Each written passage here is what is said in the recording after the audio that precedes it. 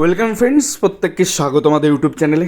যে সমস্ত ভিউয়ার্সরা প্রথমবার চ্যানেলটি দেখছেন তারা অবশ্যই চ্যানেলটিকে সাবস্ক্রাইব করে দেবেন এবং চ্যানেলের পাশে থাকা বেল আইকনটি প্রেস করবেন যাতে এই ধরনের খবরাখবর সবচেয়ে আগে সবচেয়ে দ্রুত আপনাদের সামনে পৌঁছে যায়। তো আজকে যে বিষয় নিয়ে আমরা আলোচনা করব সেটা হচ্ছে 2022 স্টেট থেকে নিয়োগ বিজ্ঞপ্তি নিয়ে হাইকোর্টের অর্ডার কি রয়েছে, সেক্ষেত্রে আমরা সেদিকে নজর রাখবো। নতুন বিজ্ঞপ্তি আদতে কি প্রকাশ হচ্ছে কি প্রকাশ হচ্ছে না সে বিষয়ে আজকে ক্লিয়ার করব। কি কি নির্দেশ অর্ডার কপিতে রয়েছে সে নিয়েও কিন্তু ব্যাখ্যা আজকে আমাদের এই ভিডিওতে থাকবে। তো চলুন দেরি না করে শুরু করা যাক আজকের ভিডিওটা। শুরুতেই যে বিষয় নিয়ে কথা বলবো, মামলাটি 13 নম্বর কোর্টে, অর্থাৎ গত পরশু এটা ওঠে এবং সেখানে জাস্টিস আশরাফ মান্তা স্যার এই মামলার অর্ডার তিনি দেন এবং মামলাটা একদিনেই নিষ্পত্তি হয়। মামলাটা খুব দ্রুত, মানে আর বেশি পেন্ডিং করেনি এবং সে প্রেয়ারও খুব বেশি বড় নয়, ছোট্ট একটি প্রেয়ার। তো আমরা একদম সরাসরি দেখে নেব যে কারা মামলাটা দায়ের করেছে, আগে সেটা নিয়ে কথা বলবো। দেখুন, মামলাটা দায়ের করেছে, তার আগে বলি 29শে জানুয়ারি 2024 তারিখে মামলাটি কলকাতা হাইকোর্টে দায়ের হয়। সেক্ষেত্রে একটাই মাত্র party, the secretary, West Bengal board of primary education, Acharya Prafullachandra Bhavan, DK 7/1 sector 2, Salt Lake city, Kolkata 7,91,000, যার WP number 2063 of 2024, Animesh Mondal and others. সম্ভবত আরও 5জন পিটিশন আছে, টোটাল 6জন পিটিশনার মিলে এই মামলাটি করা হয় এবং versus the state of West Bengal. সেক্ষেত্রে সুদীপ্ত দাশগুপ্ত স্যার অ্যাকচুয়ালি এই মামলার মেন অ্যাডভোকেট অন রেকর্ড ছিলেন, এবার তাদের জুনিয়র অ্যাডভোকেট এখানে তাদের নাম দেওয়া আছে।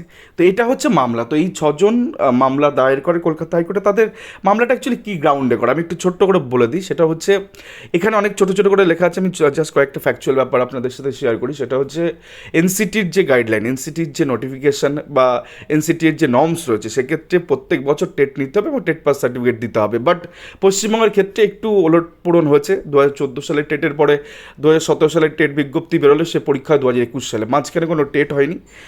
তো সেই জায়গা থেকে বহু প্রার্থী ডিপ্রাইভ, তারা ট্রেনিং করেছে, পরবর্তী ক্ষেত্রে তারা টেটের সুযোগটা পায়নি। তো এইখানে যারা মামলাটা দায়ের করছেন তারা হচ্ছেন 18-20 সেশন এবং 19-21 সেশনের ডিএলএড কিছু প্রার্থীরা যারা 2022-এর টেট পাস করেছেন।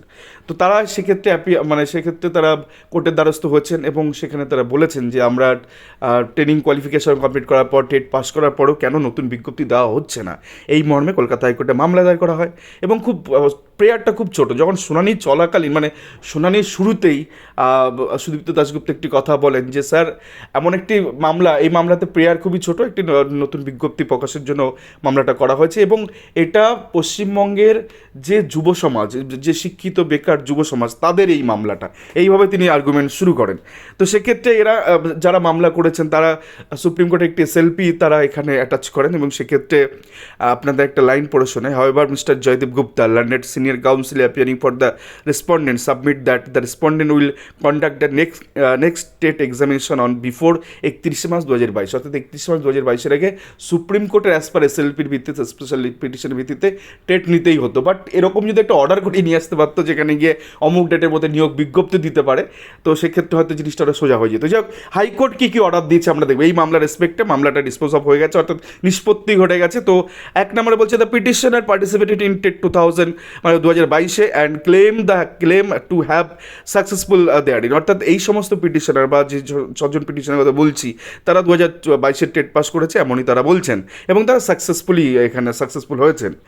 দেয়ার are the several writ petition pending in the respect of the result and the OMR sheet in the said recruitment process, এবং এক্ষেত্রে বলছে একাধিক পিটিশন এক্ষেত্রে দাখিল হয়েছে, সেগুলো পেন্ডিং রয়েছে এবং ওয়েমার রিলেটেড ইস্যুও কিন্তু সেক্ষেত্রে রয়েছে এই মহামান্য হাইকোর্টে। অ্যাকচুয়ালি 14 ওয়েমার নিয়ে এখন ডামাডোল চলছে, 22-এর ওয়েমার নিয়ে তেমন কিছু না, 22-এর প্রশ্নমূল নিয়ে মামলা রয়েছে। তারপরে কি লেখা আছে, খুব গুরুত্বপূর্ণ, the petitioner only pray that the board should initiate an appropriate recruitment process in the respect of the সেই TET as expeditiously as possible, অর্থাৎ এক্ষেত্রে পিটিশনাররা তারা শুধুমাত্র একটি পেয়ার জানিয়েছে যে বোর্ডের উচিত যে এই মুহূর্তে একটি অ্যাপ্রোপ্রিয়েট রিক্রুটমেন্ট প্রসেস শুরু করার জন্য যত দ্রুত সম্ভব তারা যেটা করতে পারে। Then this court is of the view that the matter relating to initiate of the recruitment process are within the domain and the discretion of the state and its ইনস্ট্রুমেন্টালিটিস, অর্থাৎ এই যে কোর্ট এটা পর্যবেক্ষণ করছে, যে কোর্টের একটা ভিউ যে এই বিষয়টা অ্যাকচুয়ালি হচ্ছে এই রিক্রুটমেন্ট প্রসেস যেটা কিনা ডোমেন অফ দ্য ডিসক্রিয়েশন, অর্থাৎ স্টেট বা রাষ্ট্রের বা রাজ্যের হাতে এগুলো নির্মিত হয় এবং তার বিচক্ষণতা দিয়ে রাষ্ট্র বা রাজ্য এটাকে ইনিশিয়েট করতে পারবে। দেন আর কি লেখা আছে? Apart from the above, since the examination process and the answer key of some question is being considered by this court, it would be inappropriate for the court to pass any direction on the board at this stage. অর্থাৎ এখানে প্রশ্নমূল মামলা, যে 23টা প্রশ্নমূল মামলা রয়েছে, সেক্ষেত্রে কোর্টের এখানে পর্যবেক্ষণ যে এই কোর্টেই সেই মামলাগুলো রয়েছে, তো সেক্ষেত্রে কোর্ট এখনই সরাসরি বলতে পারছে না যে তুমি একটা রিক্রুটমেন্ট প্রসেস ইনিশিয়েট করো। তো এই রকম জায়গা থেকে কোর্টের কাছে এটা খুব ডিফিকাল্টিস হয়ে যাচ্ছে। তবুও কোর্ট কি বলছে, the board may take step as deem fit, অর্থাৎ এই ক্ষেত্রে কোর্ট যেটা ডিরেকশন দিচ্ছে বোর্ডকে, অর্থাৎ প্রাথমিক শিক্ষা পর্ষদকে, যদি এই ক্ষেত্রে তারা নেসেসারি স্টেপ তারা নিতে পারে। তো মোদ্দা কথা যেটা পরিষ্কার বোঝা গেল গত পরশুর এই অর্ডার কপি থেকে, যে মোটামুটিভাবে প্রশ্নমূল মামলা একটা ছোট্ট বাধা রয়েছে, এই বাধাটা মিটে গেলেই এবং সেক্ষেত্রে রাজ্য সরকার চাইলে কিন্তু নতুন করে বিজ্ঞপ্তি দিতে পারে, কারণ বিজ্ঞপ্তি বেরোনো বা না বেরোনোর মাঝখানে কোনো বাধা নেই, শুধুমাত্র প্রশ্নমূলের এই ছোট্ট অংশটুকুর একটা বাধা রয়েছে।